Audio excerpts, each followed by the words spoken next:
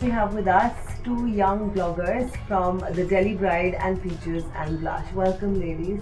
Hi, Ambika. How does it feel to give advice to random people about the most important day of their life? Is it a tremendous responsibility? It's fun and there is responsibility as well. I think when we started off it was more of like a fun vlog, but now we have people writing in showing us, two different outfits and saying, oh, which one should I wear? And you kind of feel that sense of, oh my god, you're asking me on your biggest day of your life. But definitely I think it's a bit nerve-wracking at times. Yeah, I think the same thing is with even makeup artists. They'll go and have trials and send us pictures of like, which one do you think is better? So it's definitely a big responsibility because they're using us to help them out on the biggest day of their life. So yeah, we have to be really careful with giving them answers that are as good as it gets for them. What's the most ridiculous question that you've been asked?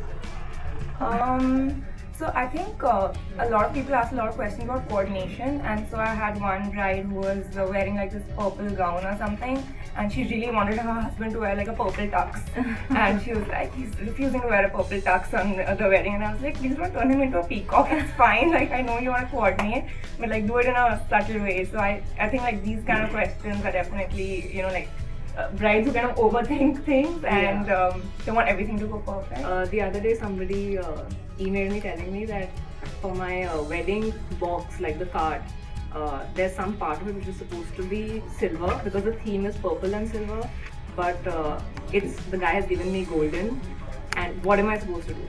So I said, go to your, that is the amount of, thought that brides put into it, and at that time to them it seems like a really big deal. Yeah. So I told her that I should talk to your wedding invitation card designer, right? And he'll figure it out for you. She said, no, now they're on leave because I think it was Eid's time, and she said nobody's working at this time. So he said, now I'll do it after a week, and I have to leave for like the US, right, and I need to get it done now.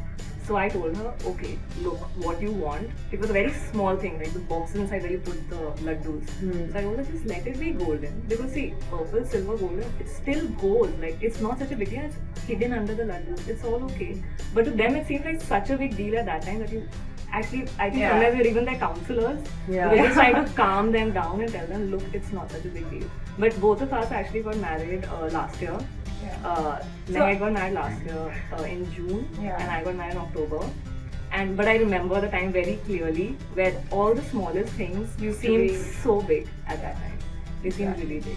So yeah, I'm sure we were at that point of time last year. I don't know. Right now, when you're outside, ourselves. when you're outside, you feel like, oh my god, that's such a small detail. But when you're in the wedding, you want like everything to be perfect. But that's definitely something which I feel like, don't overthink. Like lots of people will say, I want this exact shade of coral colored lehenga. Where do I find it? And I'll be like, you'll never find it. If you like put it in your head that this is exactly what I want, you're not gonna see like 10 other things which are like much prettier, look great on you. So like just keep an open mind. And that actually happened to me last year. So I had this idea of like a mint and coral lehenga because that's a very pretty sort of combination.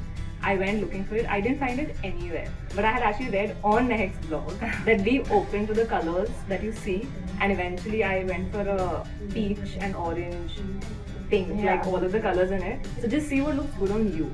Yeah, I think I was like, I don't want a red lehenga at all when I went shopping, but ultimately I ended up picking a red lehenga. So you never know. Really have to be open-minded. So what according to you is a recipe for a flawless wedding?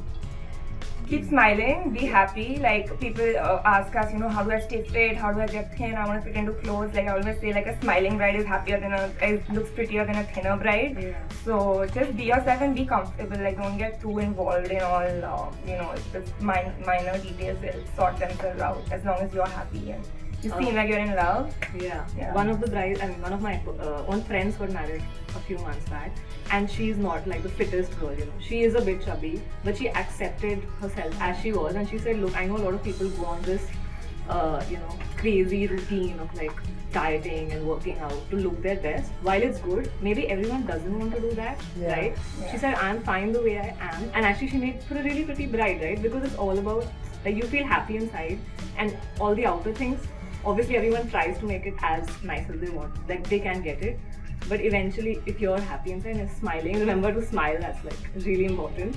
And then it just looks good. And in fact, I think Mehak had a bride on her blog who had weight issues. Yeah. And she actually felt quite hurt during the whole process. Yeah. So trying to lose weight. Yeah, because Yeah. I think even when she would go into trials and like put on lehengas in different shops, people would be like, oh, ye to ready size hai, aapko fit nahi aayega, and things like that. Yours is a very extra large size. So she was literally like in tears by the end of it that this is my special day, and people are kind of trying to make me feel like I'm not good enough for my special day. But So how did she change that?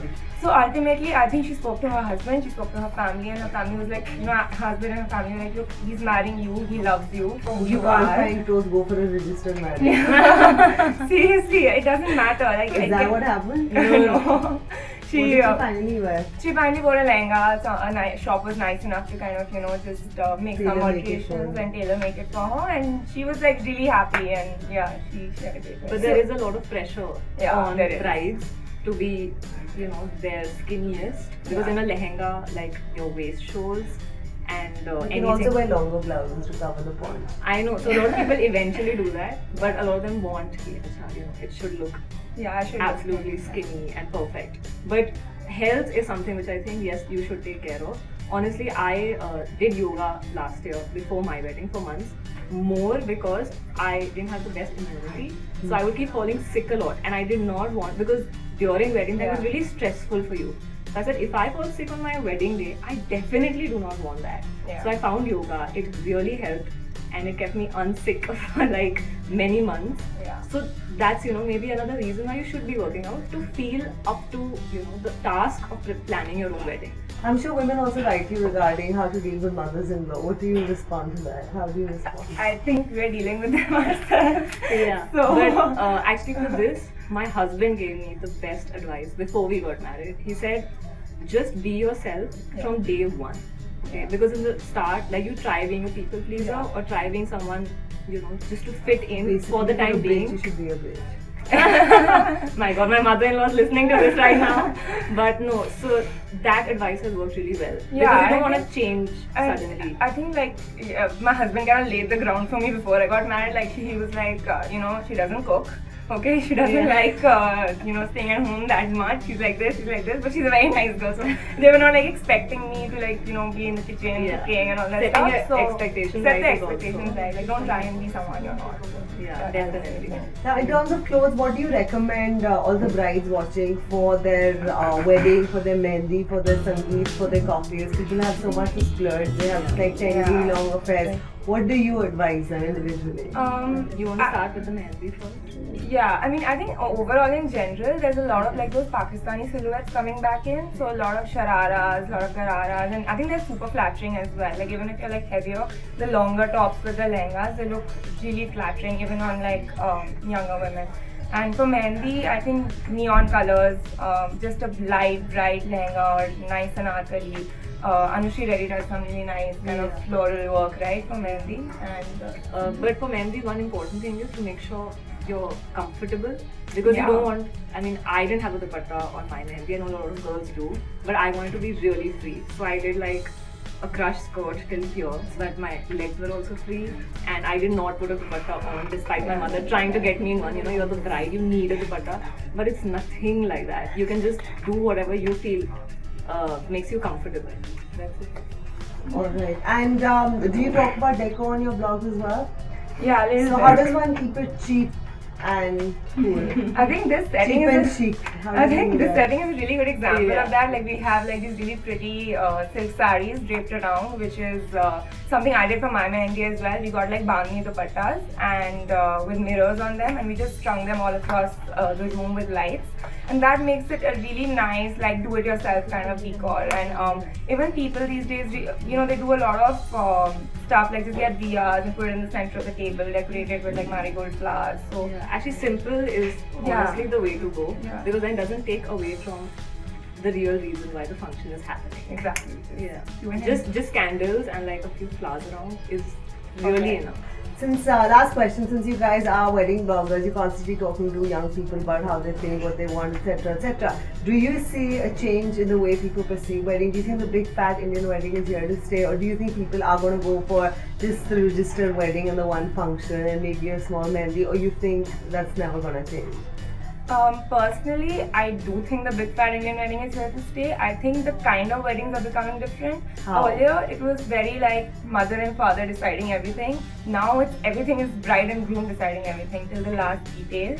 Maybe they want simpler outfits, but they still want the themes and the 5 functions, and you know, they still want it to be a very, very special affair. And I also think, in a good way, the focus is shifting from the entire event to just the bride and groom, because they are more involved in it, so they are putting their own personal touches to it now. That's really nice to see. Even if you see these wedding videos now, like what the wedding filmer does, Yeah. they focus now at least on the bride and groom Yeah. and their immediate family, which is what the focus is anyway all about, right? Their love, what they... And no shots of like you eating food and like Yeah, the that's camera terrible. clicking you. So yeah, we have, I think, matured in that sense in terms of photography. And now I think destination wedding is something which is happening a lot now. And one of the advantages of it is, I know a lot of people do massive destination weddings as well. Minimize But the some guests, people are doing, a Yeah. smaller one, like let's say you have like 100 people, 200 people at a destination wedding. Yeah. And that's nice because, you know, your closest family Yeah, the people who and matter. friends, the people who really matter, who actually care that, okay, you're getting married and they're happy for you. So they come and, you know, you get to spend like those 2-3 days with them all the time, which is lovely. Great. So it's either destination wedding or the big fat Indian wedding. Girls, thank you so much. Thank you so much, Ambika.